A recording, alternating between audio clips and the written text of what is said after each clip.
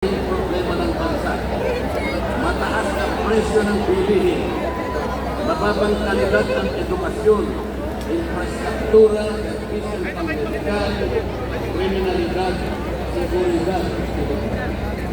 Higit sa lahat, ang pagsusulong ng impeachment ay mauwi lamang sa pagkatalo-talo at pagkakampi-kampi, hindi lamang ng mga mamamayan, kundi pati na rin ng mga opisyalis ng gobyerno. Ipinaalala rin na kapag nagtatalo-talo ang mga nasa pamahalaan, apektado ang taong bayan, at kapag magulo ang bansa, ang mga tao ang kawawa.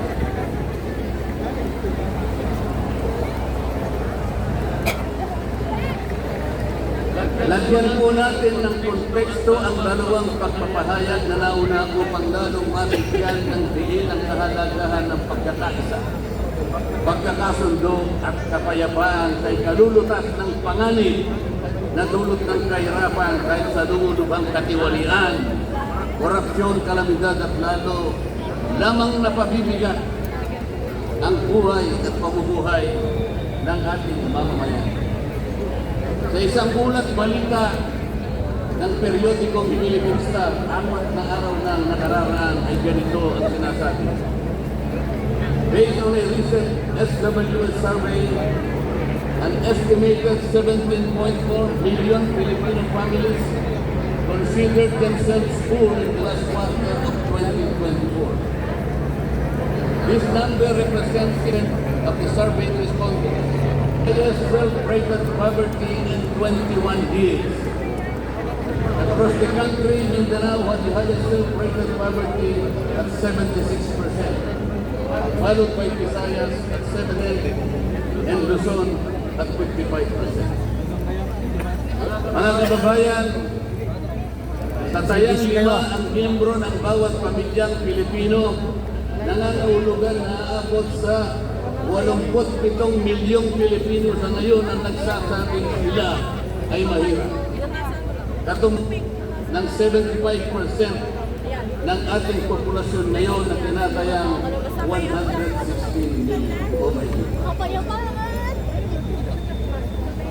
Gusto ko pong banggitin sa inyo at kailangan malaman ninyo na sa taong ito ang ating national budget ay nagkakahalaga ng 3 trillion pesos. Ito po ang ating national spending. Ang ibig sabihin, ito pong halagang ito ang gagamitin dapat ng pamahalaan upang tugunin ang lahat ng pangangailangan, pangkabuhayan, panglipunan, pangkalusugan, pang-edukasyon, pang-seguridad, lahat ng kakailanganin alang-alang sa kapakanan ng bawat isang Pilipino. 6.3 trillion pesos. Ngunit, ang tinatayang magiging income lang ng ating bansa ay kulang pa sa 5 trilyong piso. Ang ibig pong sabihin, meron tayong deficit. Meron tayong kakulangan na 1.5 trillion pesos. Ito po ang ating ipangungutang sa taong ito. 1.5 trillion pesos. Ibig sabihin po, bawat araw tayo'y gagasta ng 17.6 billion pesos. Araw-araw. Ngunit ang ating kinikita ng bansa ay 13.4 billion pesos na. Sa makatwid, ang uutangin natin araw-araw ay 4.2 billion pesos. Katumbas ng 175 million pesos bawat oras. Napakabigat po na inaharap na hamon at problema ng ating bansa. Hindi po biro-biro ito. Ito po'y pananagutan po ng ating mga opisyal. Hindi po pwedeng talikuran ito. Ganito na po kalala Pwede po tayo ubantin ng ang problema pang-ekonomiya. Pwede tayo. Yung ano yung sa pwede. Ngunit, ganito ang naging direksyon. Kasi doon din tayo pupunta mamaya Sa eh. halip na po, Pag natapos na ito, maglilinis pa tayo. ang mga binanggit nating malalaking problema na kinakaharap ng Titiraan ating ko. bansa. Ang inuna po ay mga bagay Isingit po. na mauuwi lamang sa pagkakampi-kampi at pagkakabahagi ng ating bansa. Bakit po? Nagtatag po ng Quadcom. Kami din po, magkikitaan po. Ang buong akala ko Tingin po, po, magkikitaan din po. sa pagtatatag ng Quadcom, ito po ay 4 na komite sa House of Representatives. Kinonsolidate, ginawang isang makapangyarihang komite ng buong akala ko. Ito ang gagamitin para tutukan ang namumuong problemang lumulubha pa na hinaharap ng ating bansa. Napakataas po ng bilihin, lalo na po yung pagkain ngayon. Kikitaan po. Nagtanong-tanong po ako. Ang isang pirasong kamatis last week is 20 pesos. Tama po ba yun? Ngayon po, yan nagsabi sa akin 30 pesos, isang kamatis. Ang isang kilong kamatis, 400 pesos. Tama po ba yun? Kamatis talaga yung Ang gobyerno isang natin. piraso ng siling pangsigang ay 10 piso. Yun po yung sinabi sa akin. Tama po yun. 600 pesos per kilo. Yun po ang bell pepper. Dalawang kulay po yata yung bell pepper. Isang verde, isang pula. 45 pesos ang isang piraso. 1,000 pesos ang isang. Bakit hindi po ito yung unang harapin natin?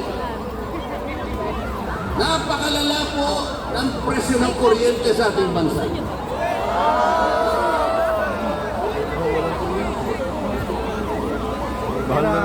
Meron po akong isinulong na 10 panukalang batas na ang tanging layunin ay ibaba ang kuryente sa bansang ito. Kinalulungkot ko pong ibahagi sa inyo na kahit misay wala man lamang pong nadinig.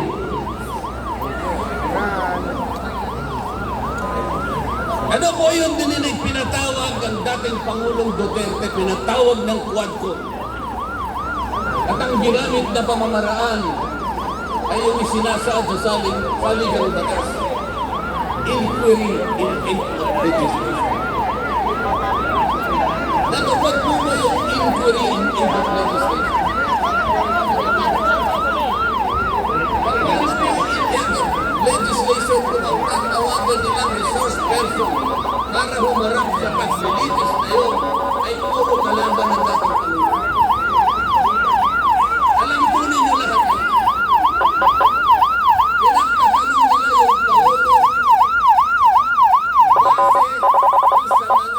Pinagtatanong nila yung Pangulo base sa mga kanyang mga inusig noong kanyang panahon sa war on drugs. Hindi naman ipinatawag ang mga taong maaaring makapagbigay sa kanya Sadaan nga yung ng sasakyan tayo pa upang ipaliwanag ang war on drugs. Hindi ipinatawag ang mga solicitor general sa kanila. Hindi ipinatawag ang mga chief PNP upang magpaliwanag kung ano ang war on drugs. Puro kalaban ng dati. Yung mga abogadong kasama niya para magtanggol sa kanya, hindi pwedeng magsalita. Sapagkat ang tuntunin sa mga komite, ikaw ay papayagan lamang para payuhan mo ang kliyente mo sa kanyang karapatan. Ngunit paano mangyayari na ang kliyente nila ay papayuhan sa kanyang karapatan kung bubulungan lang siya, ay makikita siya ng isang chairman doon. Attorney, huwag mong bubulungan yan. Iko-contempt kita.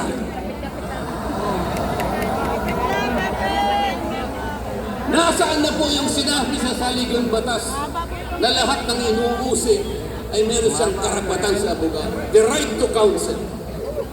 Wala na po. The right to confront your accuser. Wala po mga accuser doon. Ang ginagamit ko ay mga sinumpang salaysay, hindi man lang in-authenticate, ipinalagay na totoo lahat ang nakasaad ng mga aligasyon. Anong gagawin ng isang tao sa harap ng ganito na walang rule of law at walang due process? Ito po ang pinag-umpisahan ng kabuluhan at pagkakahalo natin. Sa kagustuhan po nila na mausig ang dating Pangulo, ayaw po nilang pumunta sa korte, ayaw nilang pumunta sa piskal. Ano po ba ang sinasabi ng mga desisyon ng Korte Suprema? Kapag ka napatunayan nyo ang isang tao ay maaaring nakagawa ng kahit anong paglabag sa lahat ng batas, anumang batas, dalhin ninyo sa piskalya, dalhin ninyo sa korte. Yun ang tamang paraan. That is the rule of law. Ngunit bakit? Bakit kayong Quadcom ang gumagawa rin? Ang Quadcom ay hindi piskal. Ang Quadcom ay hindi korte. Nagkukunwa lang na korte.